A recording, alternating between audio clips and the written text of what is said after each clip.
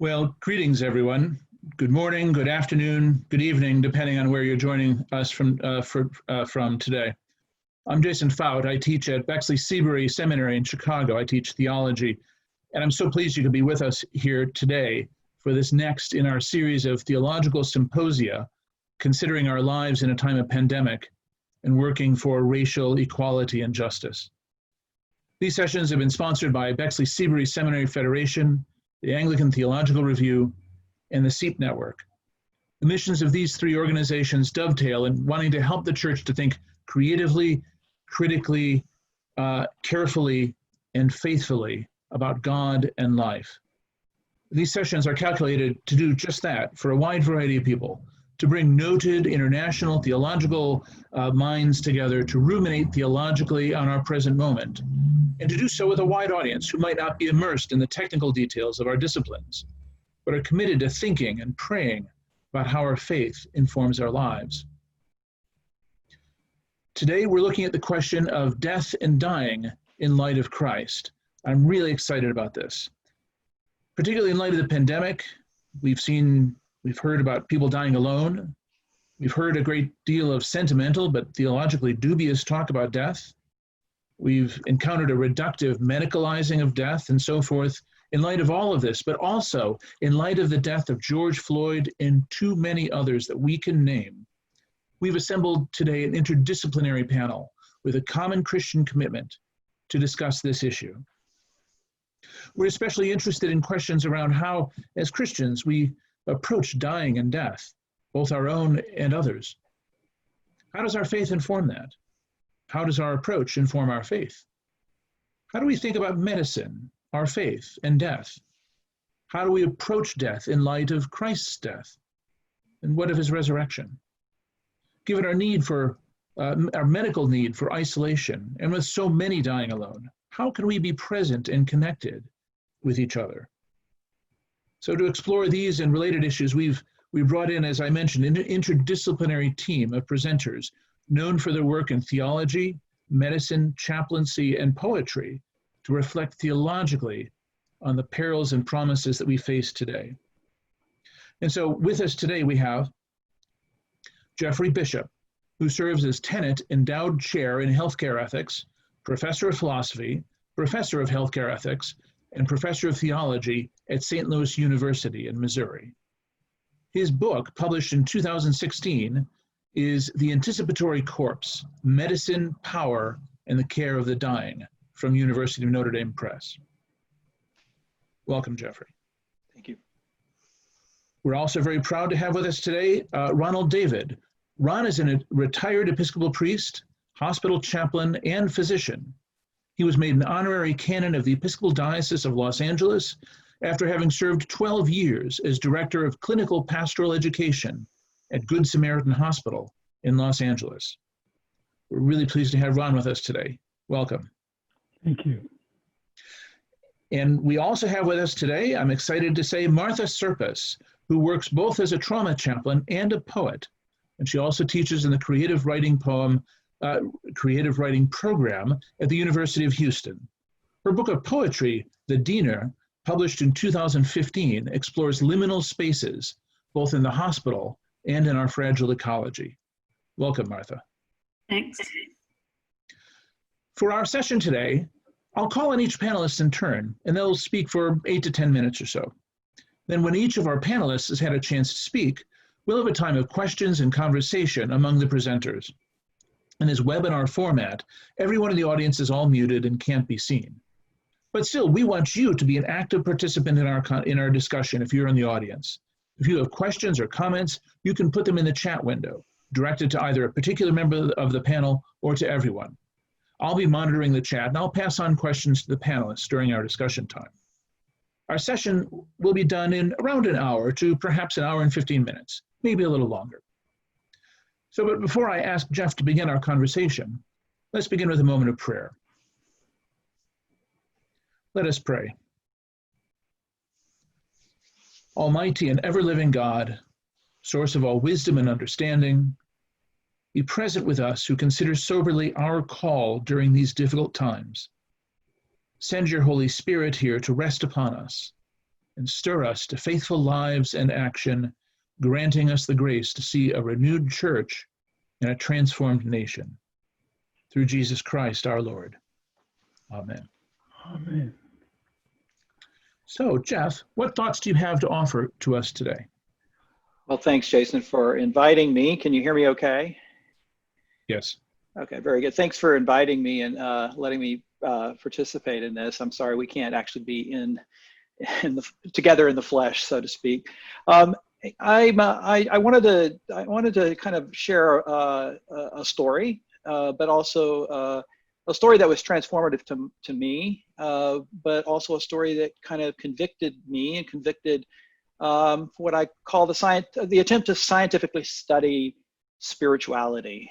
So one Sunday morning after the early service at church, a woman, I'll call her Nancy, walked up to me in a panic and said, "Jeff, I'm yellow. I need you to be my doctor." My heart jumped up into my throat because she didn't say, "I've been having this terrible pain and I'm yellow." You see, being yellow and not having any pain means one thing to a medical doctor. It means pancreatic adenocarcinoma. And at the time that this happened a number of years ago, now about 15 years ago, it was a death sentence, and it mostly still is. Nancy was 49 at the time. Her husband was in his mid-60s. They had adopted a little girl 8 years earlier. She was 8 years old at the time. Nancy was committed to living at least another 10 years to get her daughter through high school, or maybe junior high, or maybe just getting her through elementary school. Nancy was going to fight.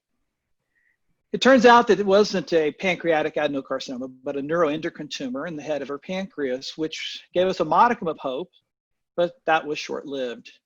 She underwent a 14-hour surgery to have it removed, which seemed to work at first, and it worked without giving her diabetes, which was amazing. After a few days of getting things lined up, and before she had that big Whipple surgery, I sat down with Nancy and had the conversation. I said that there may come a time when she becomes so sick that I would recommend to her that it was time to move to hospice care. She said, okay, but she also made me promise never to bring it up again unless she was near the end. In my mind, it was unless, in hers, or in her mind, it was unless, and in my mind, it was until, knowing what was going to happen. So she appeared to be cancer-free after the surgery, and then she appeared to be without cancer until her 3-month follow-up. And at that time, the cancer had come back with a vengeance. It was all over her liver. She needed to stay alive for her daughter, and she had to stay alive for her daughter. And so for the next 18 months, we kept trying everything, only to be thwarted at every turn. And she had several palliating procedures along the way, including what is called a transcutaneous biliary stent, which is where you put a tube from the exterior of the body through the liver into the biliary duct to try to decompress. The tumor had blocked off her biliary duct and was causing bilirubin to get into her body and caused hepatic inflammation and what's called hepatic encephalopathy periodically, which just means a kind of a grogginess of her mind. And that would become infected a series of times over the last 3 or 4 months of her life. And we had to admit her and had to take that tube out, replace it, and treat her with IV antibiotics to try to clear the infection that had gotten into what's called her biliary tree, which are where all the little ducts are up inside the liver. And this happened on several occasions, and we were able to turn her around. And finally, after I think it was the 3rd time, after she woke up and had her wits back, I said to Nancy, "Do you remember when I said there might come a time when I tell you that enough is enough?" She says she doesn't remember, but in her heart of hearts, she must have, because she agreed that enough had in fact been enough. So I tell you this story for a number of reasons. It is a very short version of a very long story.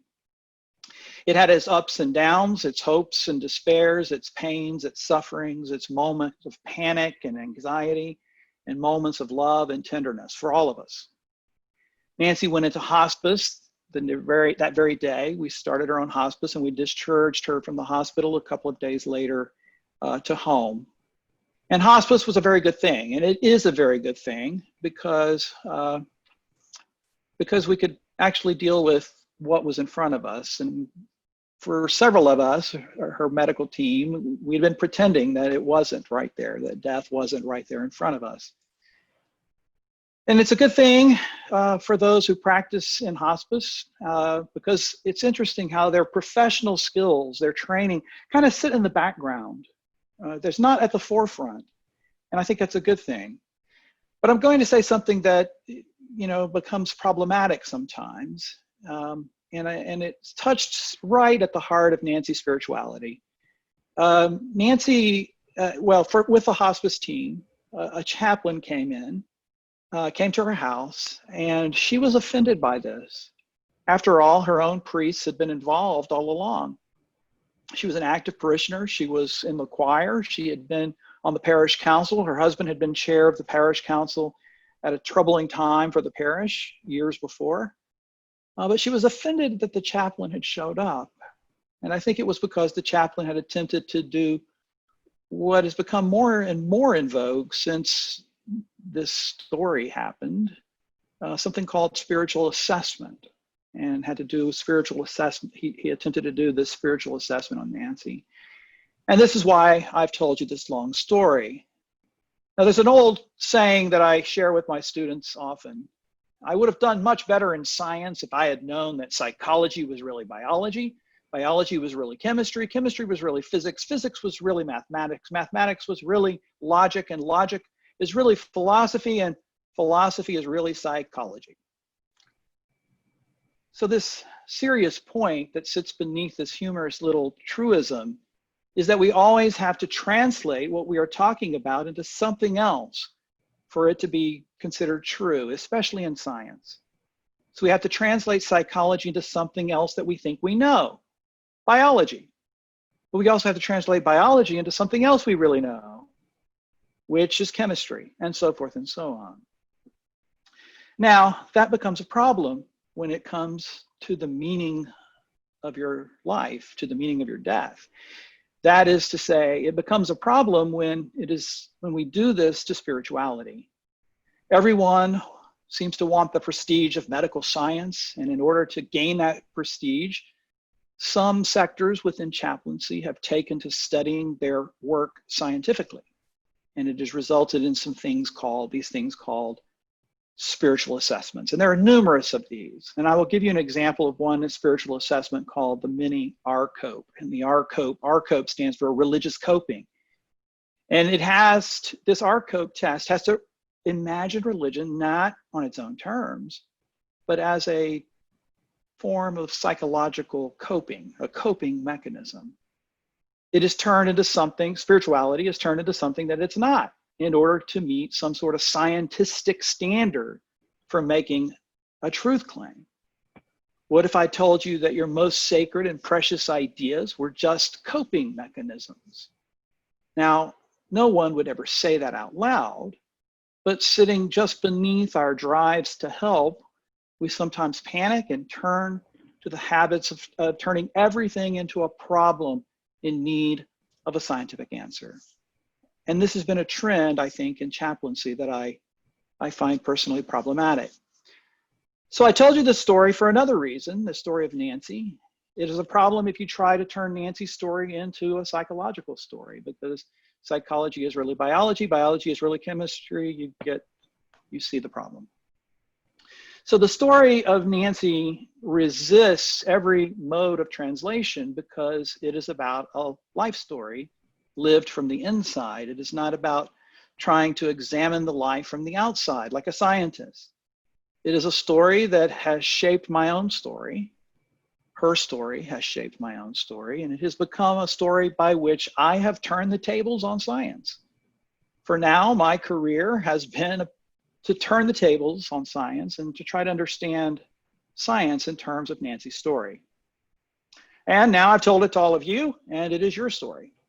And when it is your time to say enough is enough and your time will come, then I hope you will have the wisdom and courage to set aside all other ways of telling your story and live into it with its ups and its downs, its hopes and its despairs, its pains and its sufferings, moments of panic and of anxiety, but also moments of love and tenderness. We will all have to live through that story someday. Thank you. Thank you very much, Jeff. That's moving and humane. And I was, there's so much there, but I was especially struck by the phrase that in hospice, you're able to admit the existence of the death, which is right there in front of us. That was, I mean, that's an incredible phrase, but also is really behind a good bit of what you were saying as well, in that this is something that we're all facing, and we face it not as distanced scientists or clinicians, but as humans facing this. Yeah. Thank you very much. Thank you very much indeed. And with that, I'd like to turn to Ron David. Ron, what have you for us this afternoon? Oh, thank you, Jason. And thank you too, Jeffrey. I find myself echoing my life experiences as a chaplain and priest, echoing much of what you say. And in particular, I'm struck by the overvaluation of science, and turning the table on science is a phrase that will stay with me for a time. I too am pleased to join you in this dialogue about death and dying, especially in the context of the COVID-19 pandemic. The thoughts I have to share with you are informed by two equally salient experiences, one as a bereaved brother and the other as a clinical theologian. My brother Keith died of COVID-19 on May 18th of this year. We last spoke with one another on FaceTime the day before he was hospitalized. I remember most vividly the expression on his face, a complex mix of anguish and bewilderment, with just a pinch of an irrepressible smile born of his eternal optimism. I did not see him for the duration of his nearly 4-week stay in intensive care. His wife, now too soon a widow, is a nurse and of profound and unshakable faith. Together, she and I debriefed family and friends daily, meeting in what we called the Zoom room. After Keith died, I prepared the memorial service that was conducted in cyberspace. Unlike other experiences with this rite, the liturgy of the burial office did not so much console as it cradled me. The office was my bulwark against disintegration in sorrow. The last I saw of Keith's face was in peaceful repose when the camera in the funeral home scanned the length of his coffin at the end of the service. And it is my remembrance of Keith's face that brings me to this reflection as a clinical theologian. To begin again, I make 3 foundational claims about which I imagine we would all be in greater or lesser agreement. First, we are made in the likeness and image of God. Second, our God is a relational God, and so too are we. And the perfect template of our relationality is the Holy Trinity. To paraphrase a passage from the book of Acts, we live and move and have our being in relationships, through relationships, and for the sake of relationships. My third and last foundational claim is that the principal enactment of our relational being is presence. In his treatise titled The Logic of the Spirit, James Loder reminds us that the Hebrew panim and Greek prosopono are words that signify both presence and face. In our being and becoming, it is human nature to yearn for mutual regard, to love and be loved. Nowhere is that becoming more evident than in the mother newborn infant dyad. As a physician specializing in newborn care, I was often privileged to bear witness to a mother and child, mutually enchanted, utterly absorbed in one another, and locked in their en face gaze. To paraphrase Loder, their gaze is such an intense manifestation of presence that each appears to be searching for the face of God in the other. Again, citing Loder, it is in our nature to experience from time to time such loneliness that we long for a face that will do all that the mother's face did for the child, but now a face that will transfigure human experience and not go away, even in and through the ultimate separation of death. There's an intriguing bit of scientific evidence that affirms, I think, my assertion that the aforementioned gaze behavior is in our nature. Specifically, I point to a hormone known as oxytocin. Most of us know of oxytocin as a trigger for uterine contractions during the birth of a child. Even more commonly known is the hormone's effect in stimulating the letdown of milk for breastfeeding. Less well known is the fact that oxytocin enhances both the frequency and the duration of gaze fixation on the face generally and in the eyes most especially. Curiously, when the hormone is aerosolized for inhalation in adult male research volunteers, that same gaze behavior is elicited. More than that, the subjects receiving the hormone find others, including strangers, more trustworthy. I think we should aerosolize the Congress with this drug. So what has all this to do with living, suffering, and dying in a time of the COVID-19 pandemic? Just this. The pandemic has become a perfect storm of violations against human nature. To prevent the spread of the novel virus, for example, we self-isolate, wear face masks, and physically distance ourselves from our neighbors. We cannot trust that the other is contagion-free. So we are effectively stopped from our search for the face of God in the stranger. If we're hospitalized, we are further isolated in intensive care units. Personal protective equipment worn by care providers become yet another layer of isolation. Protective gowns are also known as isolation gowns.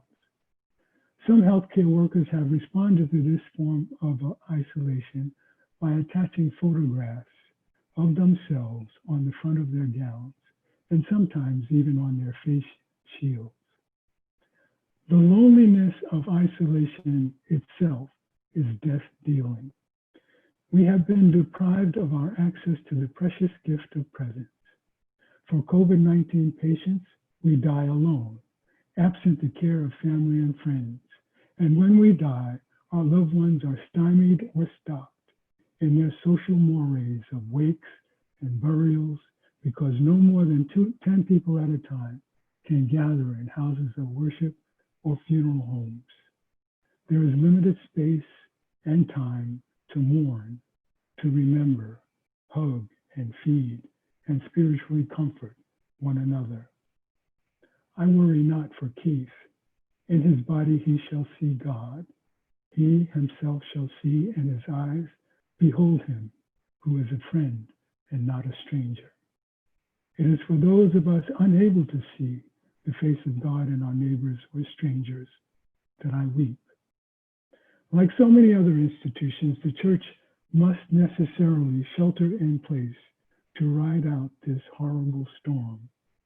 And so we are challenged to discover new ways to explicitly narrow, if not eliminate, the spiritual gap between our brothers and sisters, even as we maintain physical distance. We must learn to practice eye-to-eye validation, even as we wear face masks, searching the soul of the other without benefit of seeing their smile or grimace, concealing behind our protective mask laughter, fear, grief. And we would do well to acknowledge the fellowship of others as Buddhists do in their greeting called Anjali Mudra, that is, to bow reverently toward the stranger, a slight bow, and hands pressed together, palms touching and fingers pointing upward, thumbs close to the chest. Namaste. Whatever else we do in our living and dying, we must learn to practice presence anew. Thank you. Thank you very much, Ron. I really appreciate that. And in particular, I like the way that this is a real challenge for us, isn't it? This is not something that's easily or quickly solved, not a simple matter at all. And I think particularly you've helped me to put my finger on what's so very difficult about it, which is that, in fact, this is a perfect storm of violations against human nature was the phrase you used. And I feel that every day. Huge challenges before us. Thank you so much. You're welcome. And now I'm very pleased to welcome Martha Serpas. Martha, what have you for us today? Well, I'm still thinking about the irony of FaceTime. Maybe the best we have, and yet reflecting on it so inadequate. But listening to the conversation, I think I'll best speak most as a poet. I was reflecting the other day on the classic images of death, narratives about death that we get from ancient mythology, and with respect to death as a journey and a crossing, sublime, and they're most often being a guide in those mythologies. And at the present moment, there seems to be an absence of that guide, if one is necessary at all. In other words, in approaching death, many people speak about a wish not to be alone. And yet none of us can really know how we'll feel in those moments before death. And I'm sure many family members and chaplains would attest to the patients who have died after a long vigil of family members as soon as someone goes to get coffee or goes to get something to eat. That's often very distressing for the family. And we often speculate about there's some a volition in admitting death, as Jeff said, and those patients wanting to die at that time. And of course, I'm touching on whether we're talking about death from the perspective of the dying person or death from the perspective of the family. And of course, there's we're focusing on people who are approaching death as opposed to those who are suddenly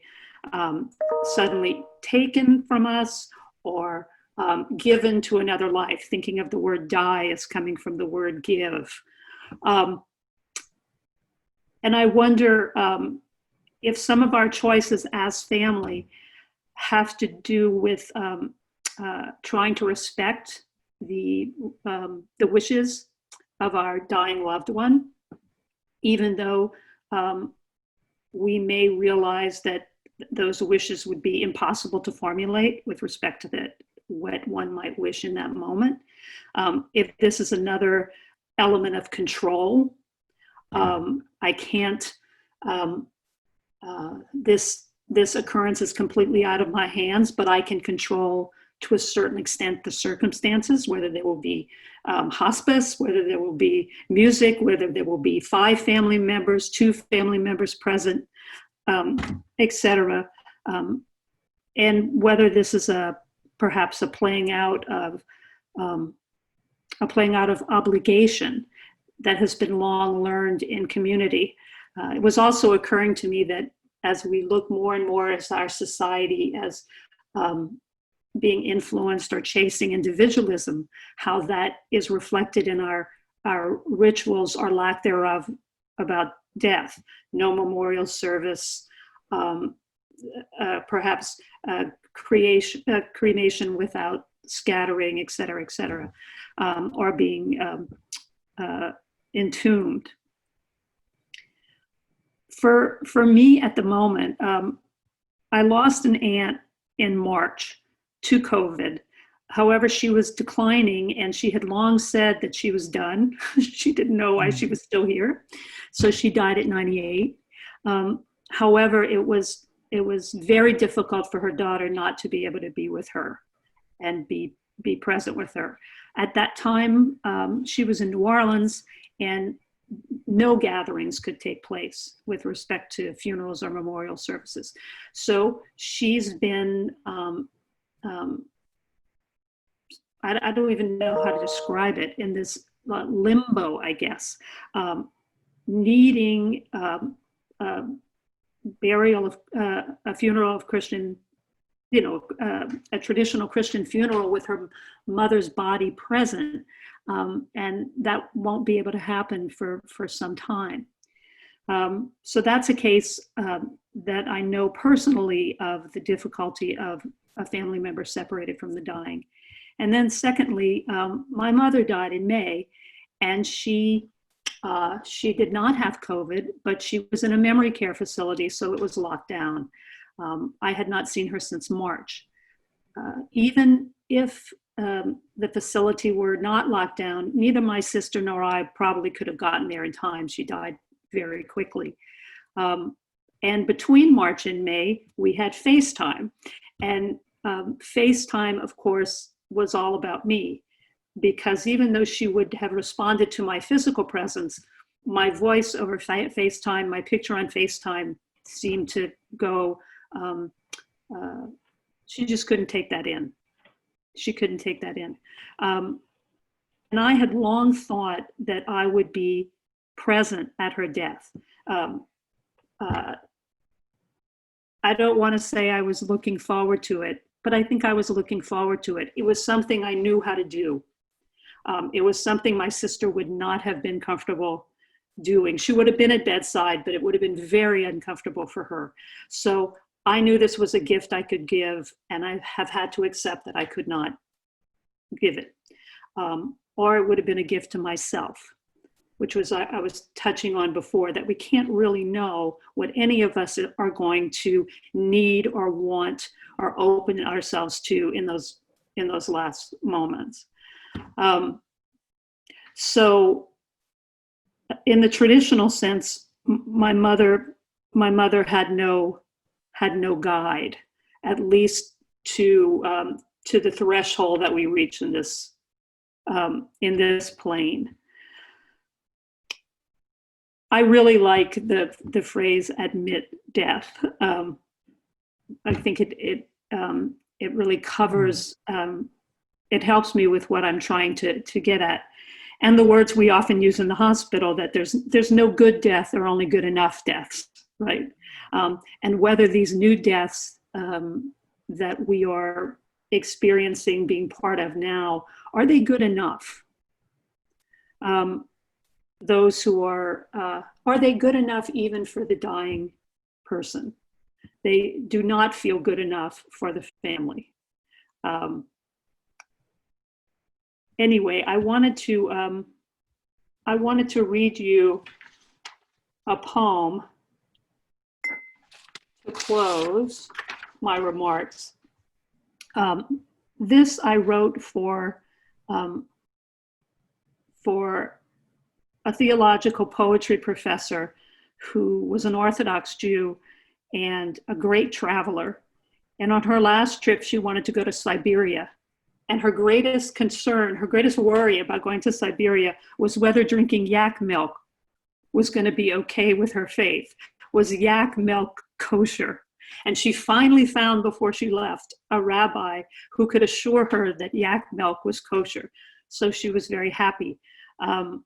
But when she was traveling, she died in an automobile accident. And I wanted to mention her love of traveling because I think it gets at the poem. It's called A Chaplet for Lana. I doubt you are quiet even now. And why should you be? Now that your voice is unclasped from the coarse line of our limitations, your words freed from their pins like white-sleeved specters caught in a breeze or untangled from the strophes of your skirt as you walked unhurried toward a world bent west, arriving always to the chime of fresh things. And what more you can say now that every port is yours. Yours are unreachable provinces. Thanks. Yes, thank you very much, Martha. I really appreciate that. I'm still sitting with all the tensions between, you know, what we need and can't do, can't have, and whether as we're dying or as those we love are dying. And that actually brings me to a question that I think we've been circling around in some ways, and it's the question of embodiment. I mean, as Christians, we believe in the bodily resurrection of Christ.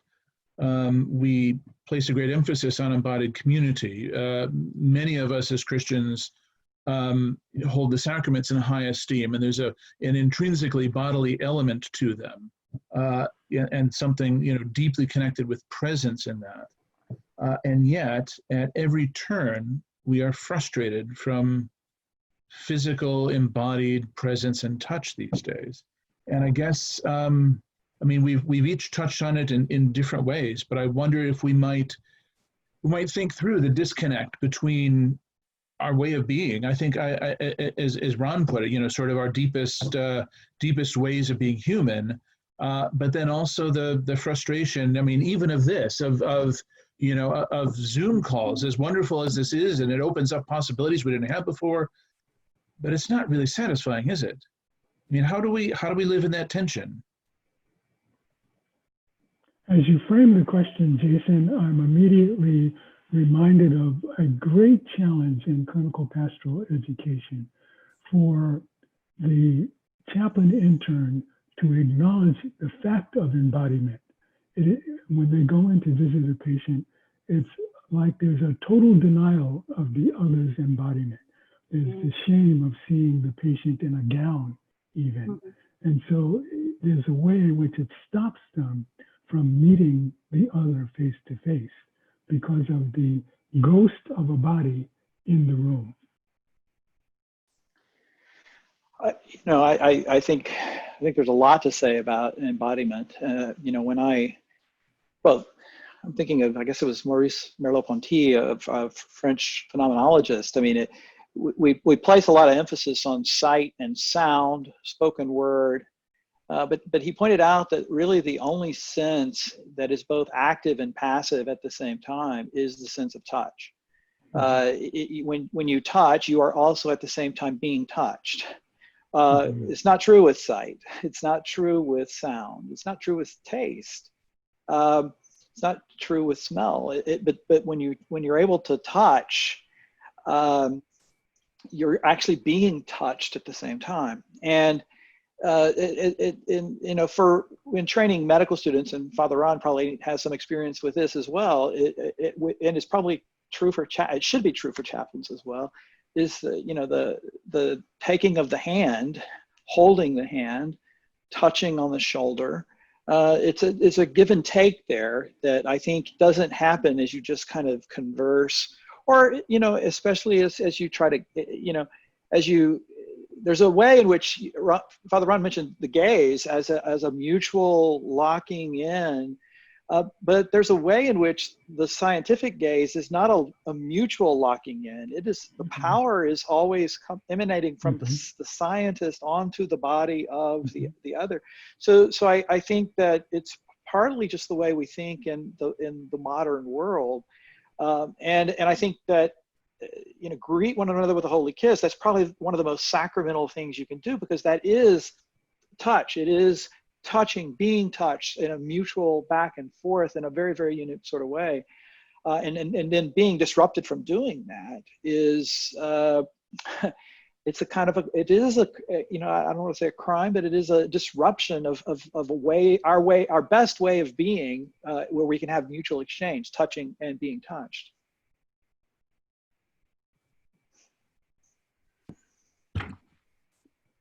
On those last words, I want to say, I come from Cajun, Louisiana. The idea of social distancing is hugging for just 3 seconds instead of 6. And with respect to death ritual as well, switching over from the idea of embodiment in the hospital, people embalm and people wake. As I told you, my cousin couldn't do this. Well, when my mother died, my sister was adamant, because by that point, churches were open to, I think, I forget, 20, 30 people with 6 feet between each person. This was the rule in Louisiana. So she was just, this was going to happen. You know, this was just going to happen no matter how many of us could be there. So I'm answering this, I'm responding to your comment personally by saying, when my mother died, I had my sister take a picture of her, because I knew I needed to see her in both states. I needed to see her body, you know, newly shed, and I needed to see what has become a very culturally ingrained grieving ritual, which is the embalmed body. So I got, I was able to do both of those things. And in my culture, it is very, very difficult for people to not have both of these ways of honoring embodiment. These are the hands, you know, these are the hands that held me first when I was born. These are the eyes I have looked into. It's I can't say enough how difficult it is for people to not give honor to the body in the ways they have become accustomed to doing. Absolutely. And as I'm sitting here thinking about this, I'm really struck by, for many of us most of the time, this sort of prohibition on touch and the social distancing. And yet, at the same time, we've seen a great deal of destructive touch as well. And here I'm thinking particularly of, you know, the death of George Floyd that we've seen, and some of the policing tactics we've seen in response to protesters and so forth. And it's just striking me more and more that we are living in a very difficult time indeed for even just these basic human needs. So it's either no touch or really quite violent and exclusionary touch, I suppose. Really something. If any of you has a follow-up to that, that would be fine, or else I'd be happy to turn to the questions which have been sent in.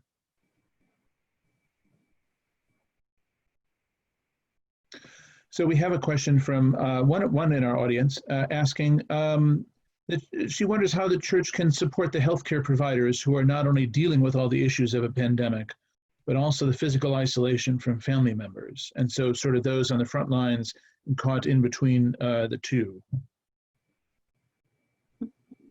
The simplest thing that comes to mind for me is we need a far greater number of advocates to be certain that these healthcare providers are properly outfitted with protective gear. The fact that that need still persists is immoral, is deeply problematic. It's a sign, I think it hits me as it does because I have the conviction that one way a culture shows its regard for its citizenry is to provide for them what is needed for their care. And when that is not provided, that is a sign of the unworthiness of the supplicant.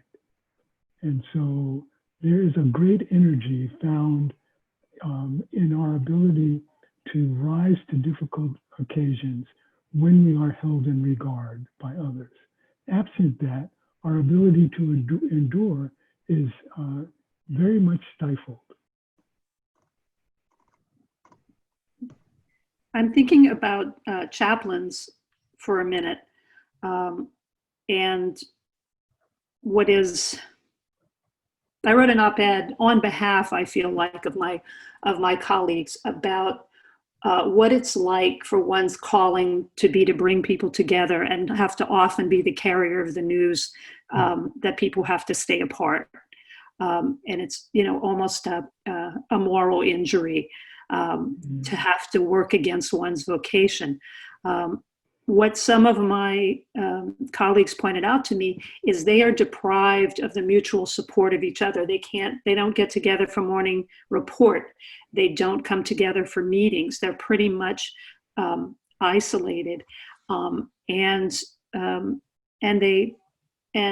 they asked for prayer, for written prayers, for poems, for anything heartening that they could tack up in the rooms that only one of them can enter at a time, so that they are sharing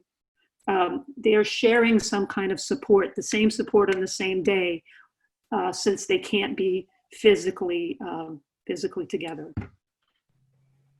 My worry is it might actually get worse in that this new normal. When we have these new technologies that permit us to do things like this, it also permits people to not have morning reports. It also permits people to, we only see the upside of it. We think, oh, well, now we can do our doctor's visits through this medium, right? And that's one of the things that many people in the financing of healthcare have attempted to be pushed. They've been pushing this long before COVID, is to be able to do your doctor's visit through this sort of technology. And then with COVID, they said, okay, we can start doing it this way. And what I'm afraid of is everybody will say, it's cheaper. We need fewer nurses. We need fewer social workers. We need fewer this, we can make this, and it'll become a financial decision. All the while, it'll eat away at our souls, in the sense that our souls need this sort of face-to-face, literally face-to-face, not mediated through this window, but also the interaction of a conversation, which we'll say, oh, this is the same thing, but it's not the same thing as sitting down with someone. It's not the same way as being able to touch their hand or listen to their heart, or so I'm really worried about that it might actually get worse by virtue of this new way of communicating. So I always say technology it enables many things. It's enabling us to do this in a really tragic time, but it also disables some things, and we forget that it disables many things, and we start to overlook those things that are disabled because we're so happy about what it enables. So I just want to throw out, if I could, what you're pointing to, this pervasive corporate culture, because I assure you there's a segment of the university that is thrilled about these terms of events. Trying to get professors to teach online has been a goal for decades, as long as we've had the capability to do it. And that's all I say. Just add whatever you just said, and it truly is the same situation. Yeah, I'm feeling it. I fortunately, we're going to be back face to face at St. Louis University, but and some people would say maybe unfortunately, but there is a dimension to what you're saying, Martha, that I think is exactly right for universities as well. So. I really appreciate the honesty in saying that, not everything is gain, not everything is rosy. And, one does hear that sometimes, the new normal, as though there isn't also a sacrifice and a loss involved in it. That's right, yeah. And I think we need to be very honest and sober about the real losses that are involved in it. Yeah. Let's see, another question from the audience. This sort of verges into almost a theodicy sort of question. One person says, we're really struggling with the stillbirth of our granddaughter. She's been prayed for every day of the last 9 months, and her heart stopped. before the planned C-section was to be carried out. How do we make sense of the apparent irrelevance of prayer, the apparent absence of a loving God? It was a chance for God to really reach our daughter. And if to sort of tie this question in a little bit more, I mean, how are we thinking of being present with people, to pray with them, to pray for them, and so forth, as well as wrestling with unanswered prayer?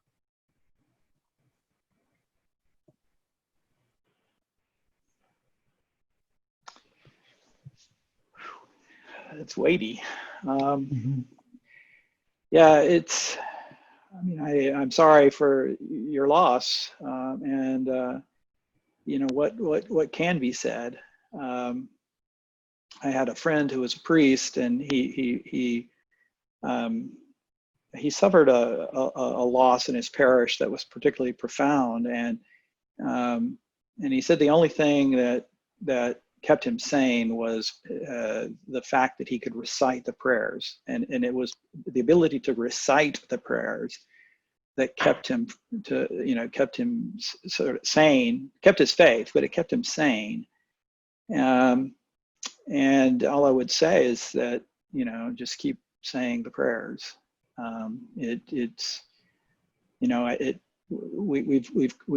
We've grown so accustomed to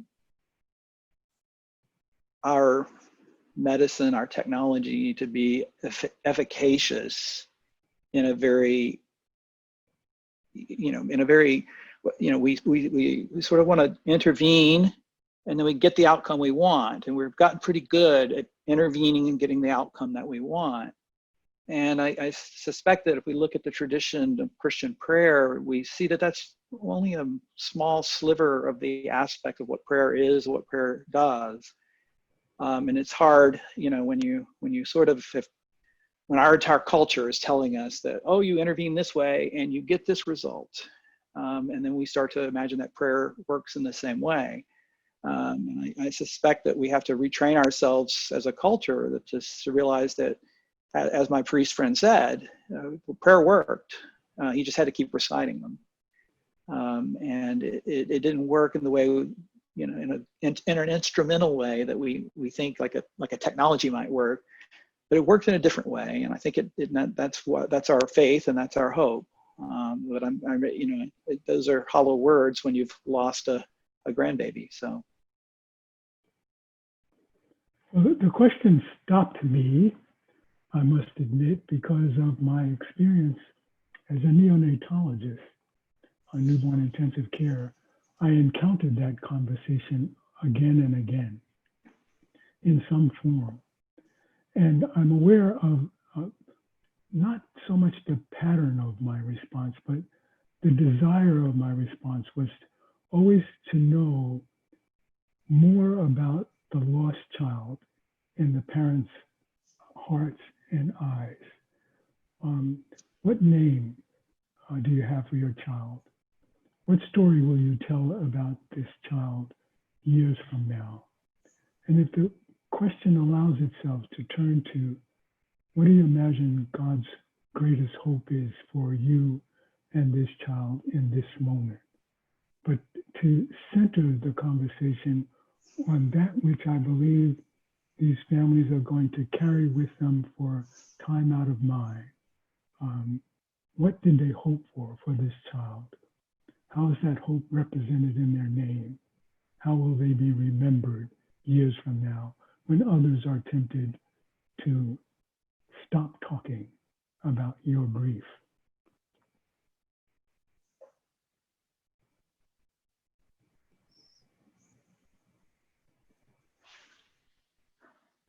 Yeah, so Jeffrey, when you said weighty, I felt that weight. There is no single answer to it. There is a desire behind whatever comes of your vocalization of the dilemma before you. I can only think to answer thinking about poetry. after I get through a particular disappointment of more than disappointment of feeling like my prayer has not been heard, I think about poems in translation. When one hears a poem in translation in a language one doesn't speak, one can be moved by the music, by the emotion conveyed by the inflection. And I sometimes think that my sincere prayer is heard that way. And I have no idea where and when and how God was moved by that prayer in my life. Perhaps not the specifics I asked for, but that I have to believe that God hears and that God is moved the way perhaps I would be to a poem in translation.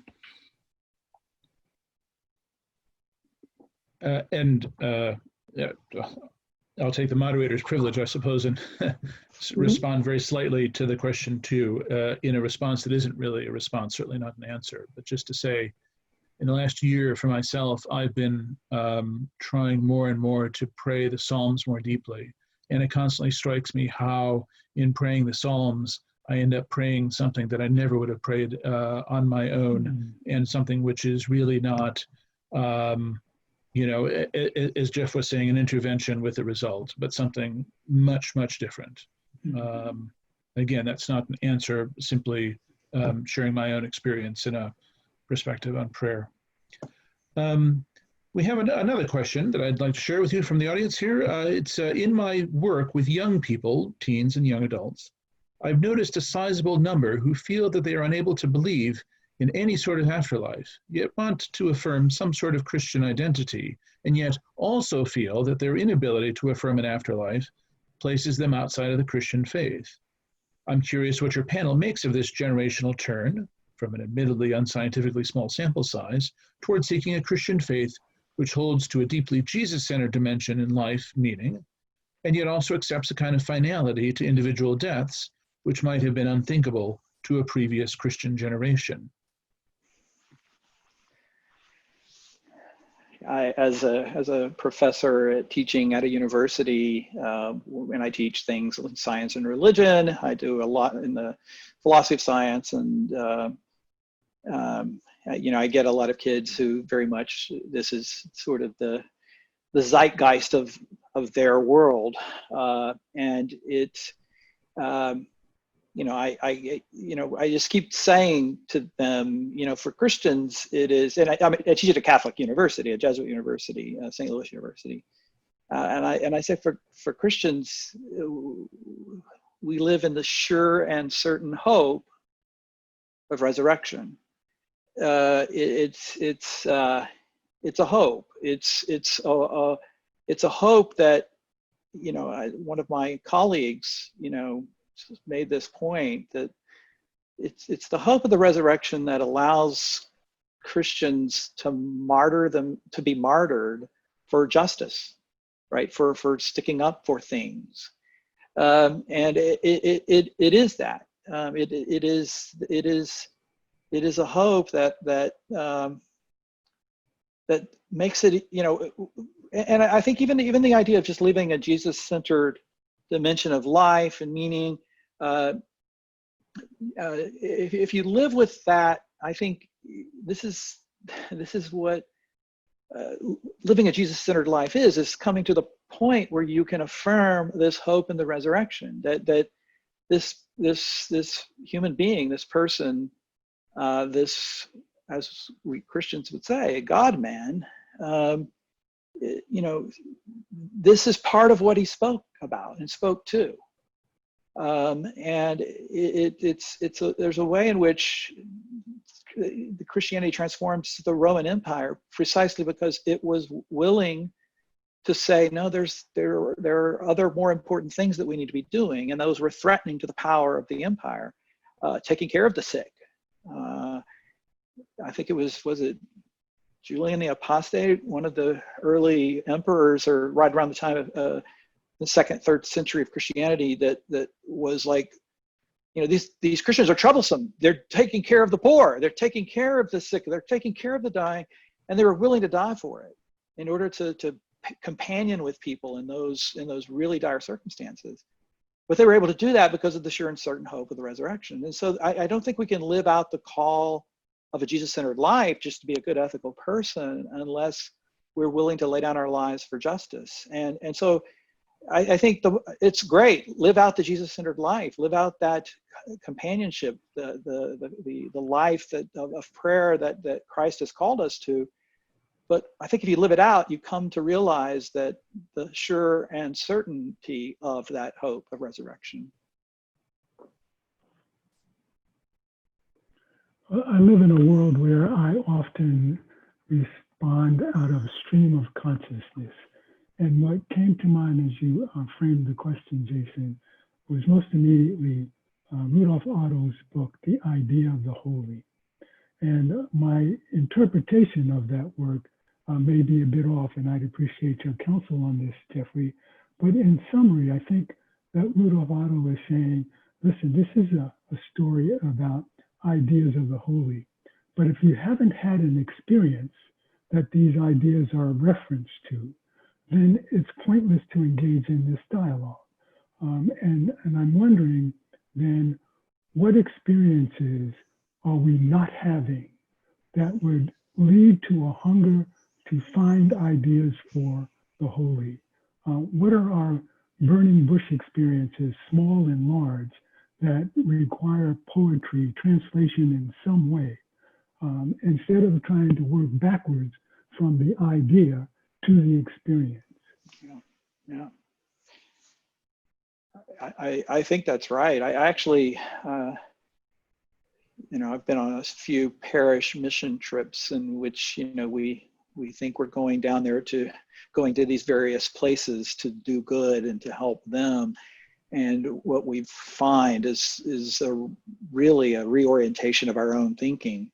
And I think it is because you experience this, this thinness of the line between life and death. And the problem is that we all live in that thin line, I think, because we just, in our culture, because of our technology, because of the power we have over life and death right now, we forget about the thinness of that line.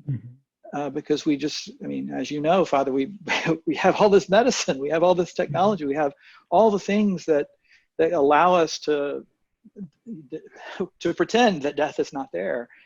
And yet here we are with COVID, and here we are finding out that we really are frail, fragile beings. And I a friend of mine once, he's a medical doctor, he's a palliative care physician and a theologian himself. His name is Kimball Cornu. And Kimball said, he said, don't waste your COVID. And what he meant by that is, this is a moment to reorient your life. This is one of those times when we see the thinness of the line between life and death. And I think you're right, Father, that it's about the experiences of and being present with those who are sick, and we can't even do it, and that's even more frustrating, I think. Mm-hmm.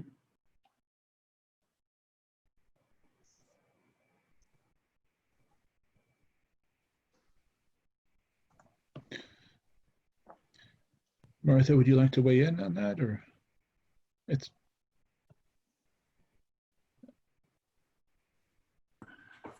No, I'm thinking about what was said. Thanks. Okay, that's lovely. I didn't want to assume. No, thanks. Yeah. So I think we've reached the end of our time together, and what remains to be done here is to thank our presenters, Jeff, Ron, Martha. This has been really amazing. With thanks also to the SEEP Network and Bexley Seabury Seminary Federation and the Anglican Theological Review. We're really pleased and proud to be able to bring you these high quality sessions where we can have some meaningful conversation and exchange around the issues that are facing us. And I think all that remains then is to close in prayer. And so would you pray with me? Grant, Almighty Father, that we might be strengthened to be with those who suffer and sorrow during this time, to love and care for those who are dying and those who remain, and to do so ever trusting in your grace through Jesus Christ our Lord, who with you and the Holy Spirit lives and reigns, one God, now and forever. Amen. Amen. Once again, thank you to everyone for attending. There's a link for a survey. Please, we're interested in your feedback. And again, thank you, all of you, for coming and being a part of our panel today. This has been most wonderful. Thank you. Thank Bye. you. Good to meet all of you.